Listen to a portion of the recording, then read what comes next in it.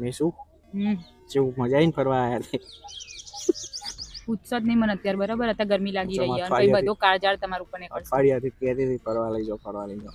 ફરવા લઈ જાઓ કહેતી હતી પણ હવારના પોરમાં વાહન ઘસ્યા અને કચરા પોતા કર્યા, કપડાં ધોયા, ચા બનાવી, આ બનાવી, તે બનાવીને ધ્યાનનું આ કરે તે કરે બધું પેક કરાવીને લઈને આવ્યા છો બાર ગાર્ડનમાં.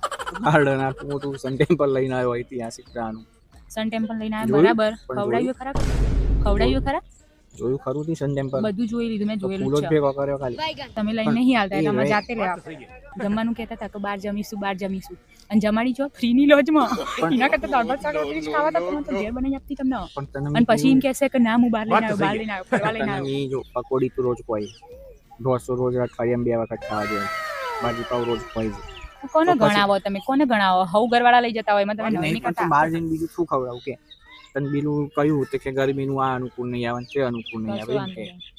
જમ બપોરે ખાધું નહીં હતી રોજ કે હતી ખાધું હવે લઈ જવા. 3 વાર તો લેવા જઈ હતી, 2 વાર દાળ ભાત લાવી, 4 બોટલ ઘેર કોઈ ના 4 ગણું ખાધું. હવારવાનું તમે હે ને બધું કામ કરાયું અને ભૂખ તો લાગે કે નહીં માણસ ને. રસ્તામાં પેલો શેરડીનો રસ આવ્યો તો કીધું પીવડાવો તો કે ના, પેલું કીધું નાસ્તો કરાવો તો કે ના, પેલું કીધું ગરમ ગરમ ગોટા બને ખવડાવો તો કે ના.